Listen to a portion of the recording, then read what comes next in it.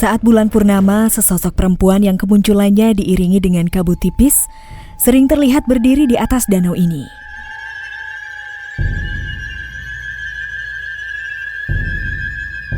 Hey ho gengs, gak hanya keindahan dan keeksotisan alamnya saja yang menjadi daya tarik danau-danau yang ada di Indonesia ini.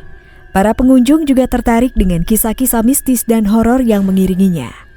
Well gengs, ini dia 5 danau paling angker di Indonesia. 1. Rawapening, Semarang. Kita mulai dengan danau yang ada di kota Semarang, Rawapening.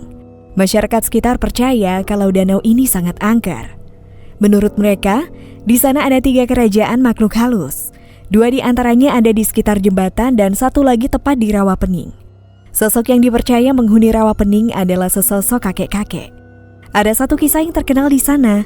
Konon suatu ketika ada sekelompok anak yang sedang main di sekitar danau.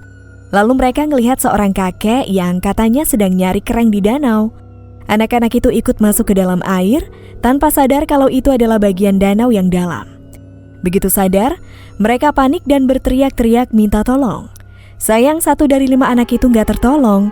Dia ditemukan meregang nyawa dengan posisi tangan kaku seperti terikat ke belakang punggung. Ada juga cerita tentang suara gamelan misterius yang dipercaya sebagai pertanda buruk akan adanya korban jiwa di Rawapening. Konon kalau suara itu terdengar di malam hari, maka besok siangnya bakal ada korban jiwa. Begitu juga sebaliknya, kalau suara gamelan terdengar di siang hari, maka malam harinya bakal ada korban jiwa di Rawapening. Buat menghindari kejadian buruk yang bisa menimpa, para wisatawan disarankan buat berdoa terlebih dahulu.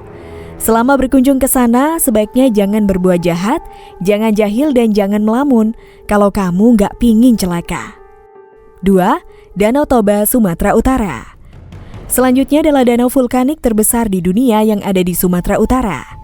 Selain terkenal dengan keindahannya, kisah-kisah mistis juga mengikuti danau ini. Seperti peristiwa tenggelamnya kapal motor Sinar Bangun di Danau Toba pada Senin, 18 Juni 2018, sekitar pukul 17.15 waktu Indonesia Barat. Sehari sebelumnya, warga menangkap ikan mas raksasa seberat 14 kg di Danau Toba. Ikan itu lalu dibawa pulang, dimasak dan dimakan rame-rame. Warga sekitar percaya kalau ini adalah penyebab tragedi tenggelamnya kapal motor Sinar Bangun yang merenggut 3 nyawa dan 185 orang hilang. Lalu ada juga mitos di rute tanjakan berliku yang harus ditempuh wisatawan kalau ingin mengunjungi Danau Toba. Konon di bawah permukaan tanah, di bawah tanjakan ini tersembunyi gua yang dihuni oleh makhluk gaib penunggu jalan. Warga setempat percaya kita harus ngucapin salam Santa Bi Opung sebagai bentuk penghormatan kepada para makhluk gaib penunggu jalan tersebut.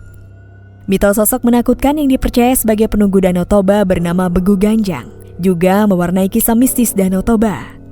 Makhluk gaib ini dikenal sebagai sosok pencabut nyawa berambut panjang.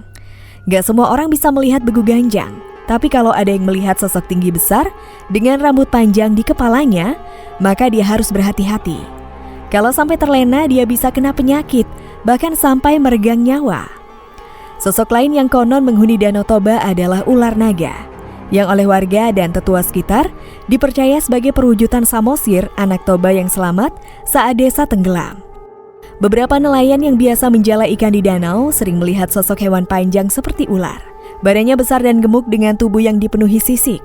Tapi nggak satu pun dari mereka mampu membuktikan keberadaan naga itu sampai sekarang. 3. Ranu Kumbolo, Jawa Timur. Ranu Kumbolo pasti udah nggak asing lagi di telinga para pendaki, terutama bagi mereka yang pernah menaklukkan Gunung Semeru. Ranu Kumbolo adalah sebuah danau di atas Gunung Semeru dan biasa dijadikan tempat beristirahat dan berkemah para pendaki. Konon, para pendaki sering melihat sosok wanita di tengah danau terutama pas bulan purnama. Kemunculannya selalu ditandai dengan kabut tipis. Konon sosok ini adalah Dewi penunggu Ranu Kumbolo. Gak hanya itu, di danau ini juga ada ikan mas yang asal-usulnya masih belum diketahui. Menurut masyarakat sekitar, ikan-ikan ini adalah jelmaan dayang-dayang Dewi penunggu danau ini. Jadi gak heran kalau pendaki dilarang buat ngambil atau mengganggu ikan-ikan mas ini. Selain sosok Dewi penunggu danau, katanya beberapa makhluk halus seperti pocong dan sejenisnya juga sering terlihat dan mengganggu para pendaki. Bagi warga sekitar, ini bukanlah hal yang mengherankan, mengingat konon katanya Gunung Semeru, tempat Danau Ranukumbolo berada, adalah pusat kerajaan makhluk halus di Pulau Jawa. Danau Gunting, Jawa Barat.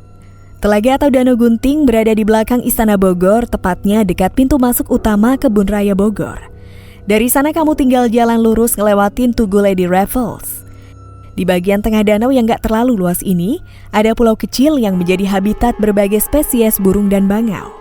Di siang hari, Danau Gunting terlihat sangat cantik. Tapi semua berbeda setelah malam tiba, suasana jadi terasa mencekam. Apalagi dengan mitos-mitos mistis yang berkembang di masyarakat. Konon di sekitar danau ini, di pohon lengkeng yang berada tepat di samping kolam, sering terlihat penampakan sesosok makhluk gaib berperawakan tinggi besar.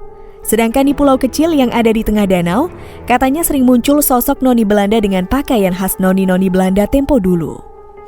Banyak yang mengaku kalau ini adalah sosok Lady Raffles alias Olivia Mariamne Devenish yang monumennya berada nggak jauh dari danau.